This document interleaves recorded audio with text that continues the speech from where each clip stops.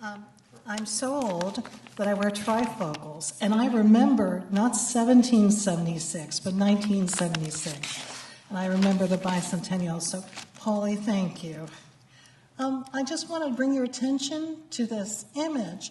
This is a compilation of various documents we excavated, if you will, as part of a New Jersey Humanities Grant, New Jersey Council for the Humanities Grant.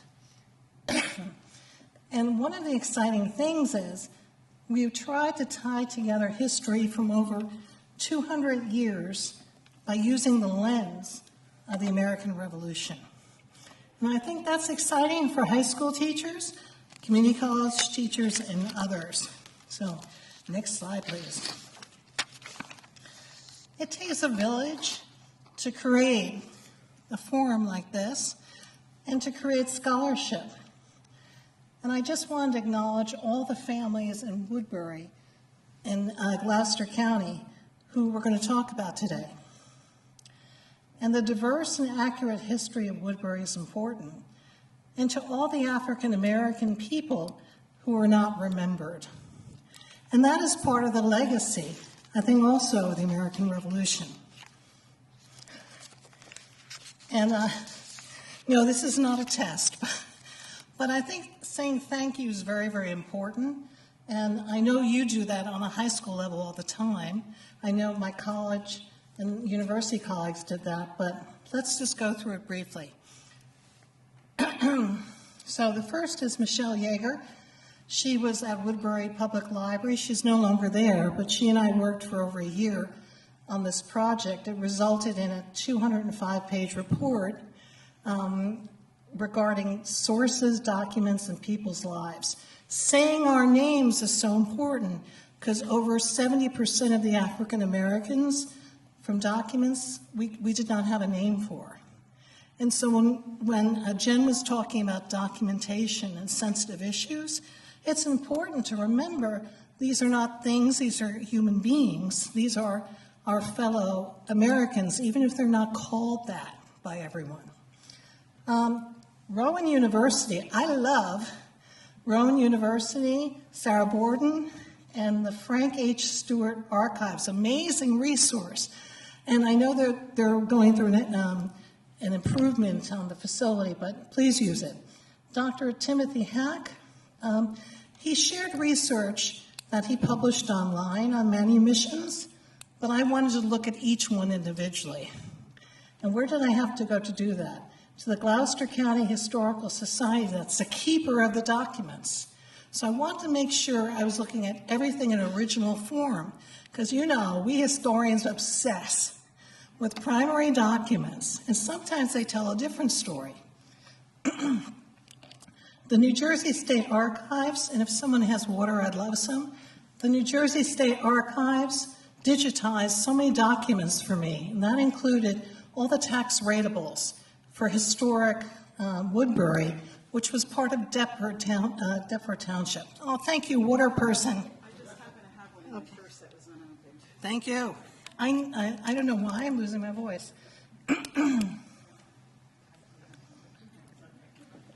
The local African American community in Woodbury provided so much inspiration, and we met with them as a focus group. So even though I'm a Caucasian, I am very dedicated to the study of the other, because I've been called the other by people and ignored.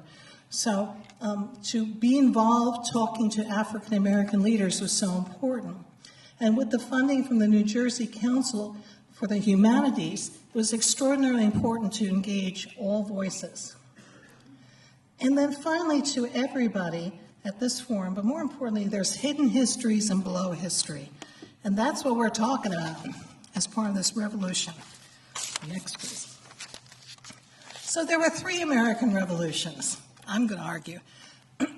Okay, throw it at me in questions. So the first, of course, is the one we like to focus on, the struggle against tyranny between the British and the good people, the patriots.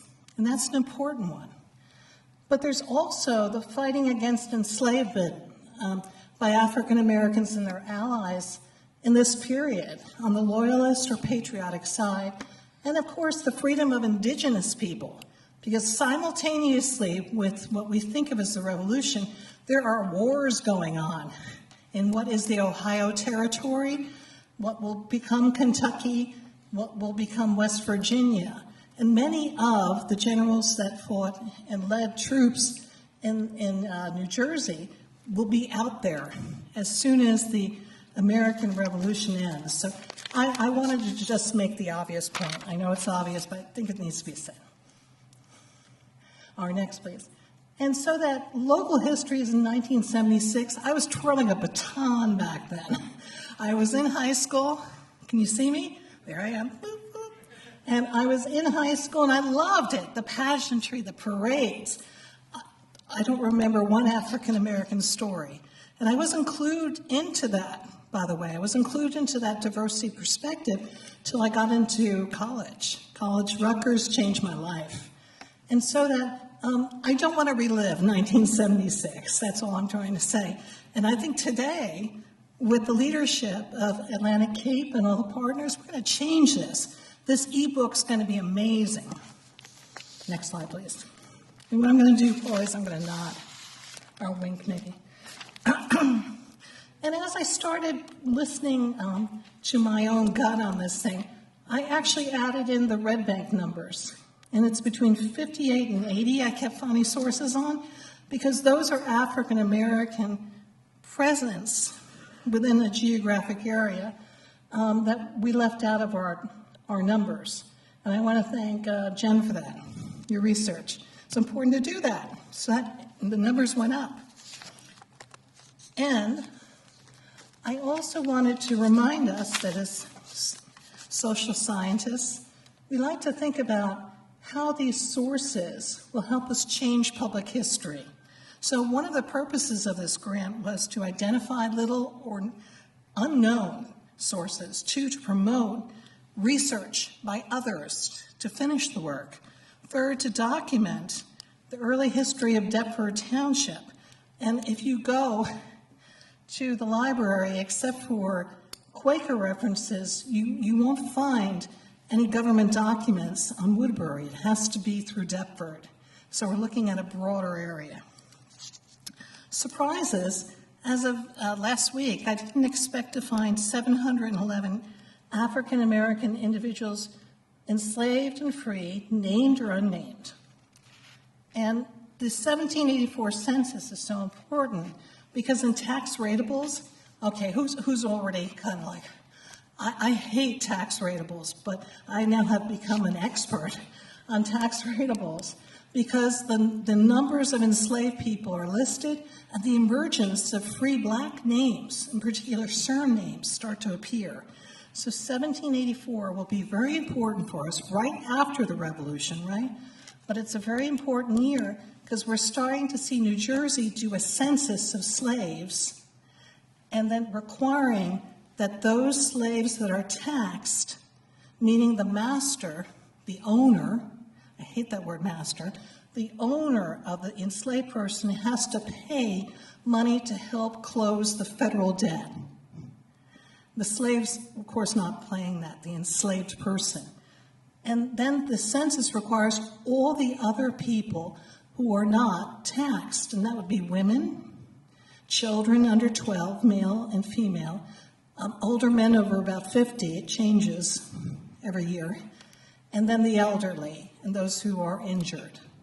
So we're starting to see there's kind of a nexus, a way to think about numbers, even when there aren't names of people. So, next. 711 African Americans, surnamed and unnamed for historic Deptford. And as we think about the questions, and I can't wait for your questions, I hope somebody will ask me about enchantment, and somebody will ask me about where are these images in our questions. But we're thinking about how did freedom change for whites, for African Americans, for mixed race people, and I don't have a lot of data on Native Americans, but I think that's important because we know in at least Monmouth County where I do research, there are Native American enslaved people. So some of those numbers are going to be there too. How did Woodbury and Deptford change over time? And I think students who want, and I want the same thing they want because I'm young at heart. I just want to know, right? I want the answer. But today's theme is it's complicated. And the answers are often the answers are less important sometimes than the questions we ask to try to figure out what's going on. So here's some of the names, and in my chapter you'll have these names. But here's some of the names of African American people enslaved and free. And we'll sometimes have them identified by age, sometimes identified by servant, sometimes identified Negro Mingo, so you won't have a surname. We've had 2 lynchings in Woodbury, and we had a skeleton of an enslaved person used by Woodbury High School in 1942. So we've had some very strange and important things for us to think about and how we treat the dead. And I love that theme Jen started us with. How do we respect those who aren't here to defend themselves or represent themselves? And I see my colleague Lucia. Lucia and I are like, yeah, Lucia. So, next slide. I'm going to start to show you images now. And I thought my talk would be more introducing you to different images for how we can show the emerging identities of African Americans. And so Manumission records, tax ratables, Quaker minutes, Quakers owned and Quakers freed enslaved people, wills, court records, coffin books. Some of the most important information I got was from coffin books, miscellaneous notes, archival collections. And I love hearsay too. I love lore because we can check the lore with the evidence. Does it really exist, right? So let's go to an image. All right, I love images.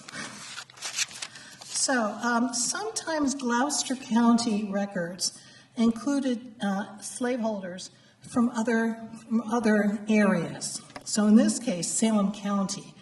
And this was part of Quaker collections. And this is about how Samuel Hughes freed enslaved Mingo in the year 1777.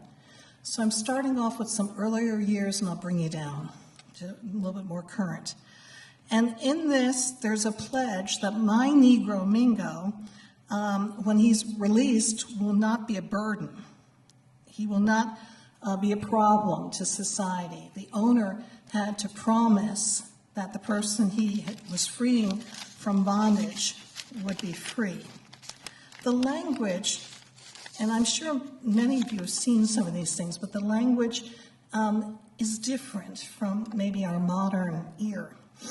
Next slide. So, and I apologize for this image, but Charles Rico was called a black man, and his actual name is Peter Rico, and he's in the coffin book.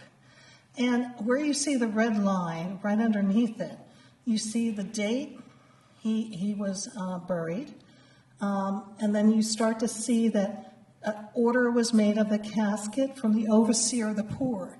So we're seeing also a large number of African Americans in Woodbury, in Gloucester County, that are poor upon freedom from enslavement.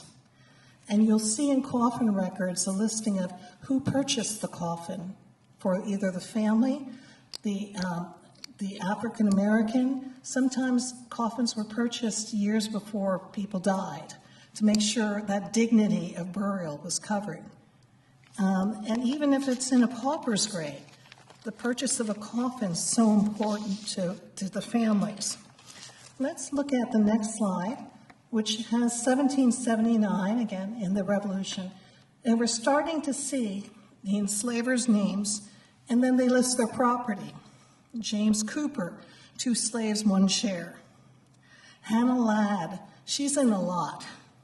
2 slaves, and then something illegible. I still can't figure it out. Joseph Matlock, I bet you know some of these names. 1 shallop, which is a boat, and 1 slave.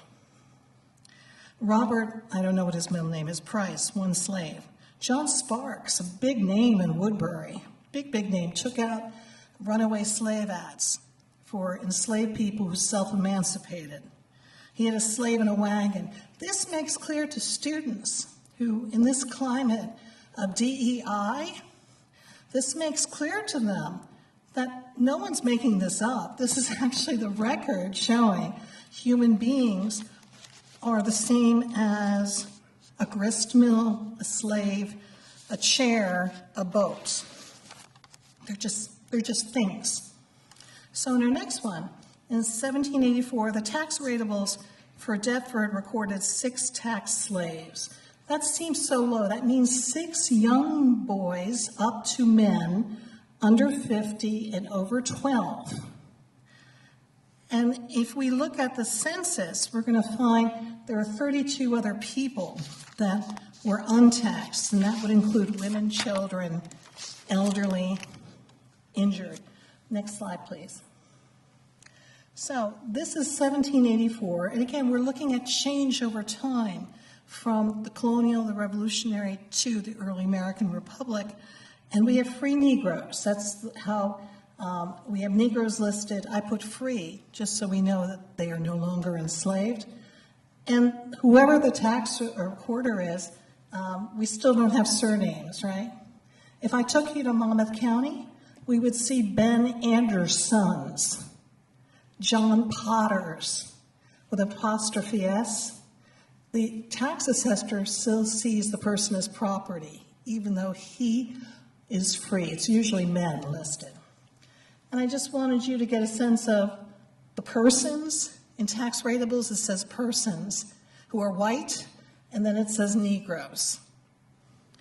And the African Americans are paying.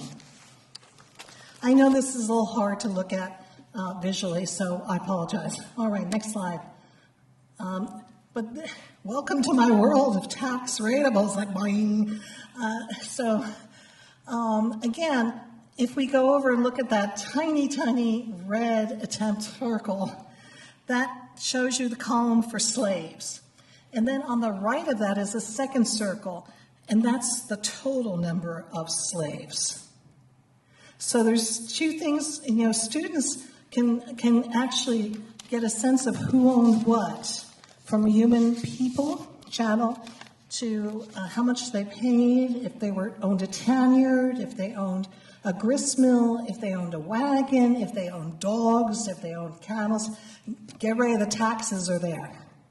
And so it would be interesting, I think, to get the reaction of younger people on this. Next, please. So we have, again, courtesy of New Jersey State Archives, where would we be without them? This, again, is Deptford. And we're looking at 5 total slaves in 1791 that are taxed. Again, sometimes I don't have a census, but I know this number's wrong.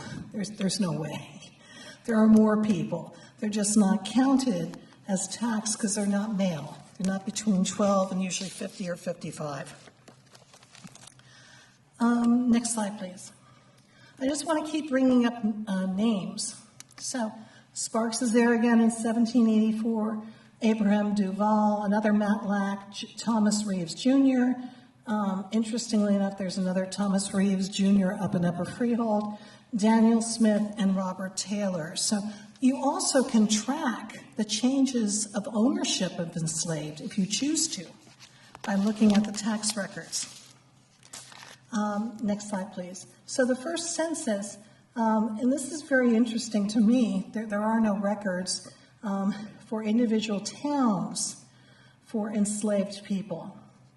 I don't have an answer for you. Maybe some of the other esteemed historians know. I know some of the records were destroyed in 1812, but of course there were no records collected in 1790.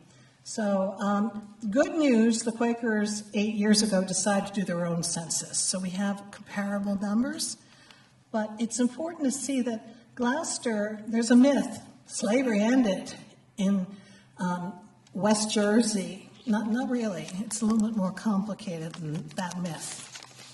And I don't know if I have colleagues here who are Quakers. I actually attend some Quakers meetings. But it's hard for me sometimes to talk with even my friends who are Quakers on this, because they don't want to necessarily hear that slavery held on longer than it did. So I apologize if I've offended someone. All right, next slide, please. So I transcribed it so we don't lose our minds looking at those numbers, right? And so we can see of the free white males, we've got 3,200 roughly, over 16, we have the number under 16, and then we have free white females, 6,000 plus. All other free persons, 342, enslaved, 191. And that's representative of Gloucester County as a whole at that time. As we start to compare the numbers with manumissions, I don't know if you've ever looked at Haverford's records or Swarthmore or Quaker manumission records. I think your students would love it because they get to see change over time in how enslaved African Americans become free. And so in my chapter, I'll have this stuff more readily available, but I just want you to know this is an incredible resource and take advantage of it. I use it so much. Next slide, please. 10 out of 22 free black men are listed in this image. So again, we have persons, and on the bottom we have Negroes. We start to see surnames. Primus Still, the Still family is such a powerful name. Thomas Mann, and sometimes it's spelled with double N's, but here it's an N. These, Benjamin Bannister, Ashmore, these are names of also Caucasian owners. So sometimes enslaved people will keep a name. Sometimes they'll create their own name as well. So that's a transition in the tax records. You're seeing something happening in the actual records. Next slide, please. The Gloucester County and Salem County members of the New Jersey Society for Promoting the Abolition of Slavery. I know folks want to understand how did these groups start in New Jersey. So you'll be able to take them to resources like this and look at the minute book itself for the entire history of the New Jersey Society for Promotion of the Abolition of Slavery. And we have some names. Franklin Davenport's a really important name in Woodbury, a war hero. He also owned enslaved people, but it doesn't turn up in the tax records. It's kind of strange. But I've seen his name on Quaker lists as he had owned enslaved people. This is really an interesting image. I used it in the book I co-edited, and it's out of,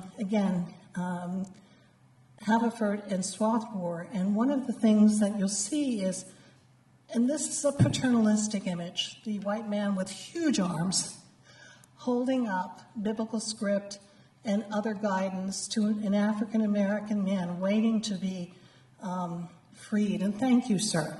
And it's kind of the paternalism that Elizabeth Hyde was talking about in some of her images with Native Americans. And I know that's an obvious point, but it's important to put all this in context. So if you were a member of the New Jersey Abolition Society, you would get this, and you'd have it as a record. This is downloadable and free. Let's skip that. So this is the Quaker records from 1798 to 1799. And these Quaker records are so important because they give us a different number set of how many enslaved and free people exist. This is 1799 for all of Gloucester County. We have 415 free blacks, and we still have 47 enslaved people. I don't know if they're including women in these numbers and children or not. That's something I haven't figured out, but it's an important record to compare with other documents. Next slide, please. Oh, this is it. There. Thank you, Paulie. Thank you. So this is a list of Negroes in Deptford in the county of Gloucester. What's so important here is you see the list of people. You also see sometimes the enslaver noted, but let's look at Cato Isaac, who's the fourth, fifth, sixth from the bottom. He doesn't have a wife. He doesn't have a number other than himself. So we're getting a census of how families are constructed. Sometimes we see emergence of total families, sometimes it's still an individual. If we go to the next slide, because time is pressing, Deptford Township had 91 enslaved people. And the Quakers, and again, this is through Rowan University, that Frank H. Stewart archive is brilliant. And so it's a reaffirmation of that number 91. You saw that earlier, just how many African Americans there are. And it's a small population of freeholder, as they call them, one shoemaker, other laborers. 11 are enslaved. And this is, again, that 1799 period. This is the greatest treasure, I think, ever, the next map. This is a watercolor that was, Sarah let me just run through boxes, and this was like a crumpled up mess. And so I started to move and said, oh my gosh, this is a map. And Sarah helped unwind it. All these images digitized are courtesy of Special Collections. Thank you, Rowan. It's the remarkable, huge, probably 5-foot map of Woodbury and Greater Woodbury. And so even if we don't know where African Americans live necessarily except through their enslaver, the map gives us a visual. And I know that I need a visual. I'm sure you do too, and I'm sure students do. As we wind up, I wanted to go to this as where did we end up? So there's an African American burial ground in Woodbury. And this is an 1854 map. A Quaker in 1832, John Tatum, issued a deed, and he wanted a burial ground for African Americans, regardless of their faith. And sadly, a parking lot was built on this in the 1990s, and the bodies were removed to the Quaker cemetery. But nonetheless, it's important to show, again, transition from people in paupers' graveyards, people sometimes buried or bodies, I'm sure, not put in a very respectful place at times. And there is an African American designated graveyard, cemetery. That's like a monumental change.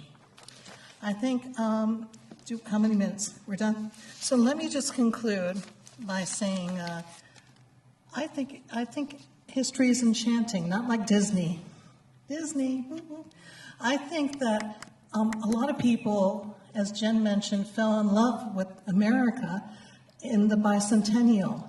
And I think a lot of people will be reintroduced to this idea of excitement and pride in our country, but also debating the complexities of our country now that we're in 2026. Well, thank you very much. I appreciate you.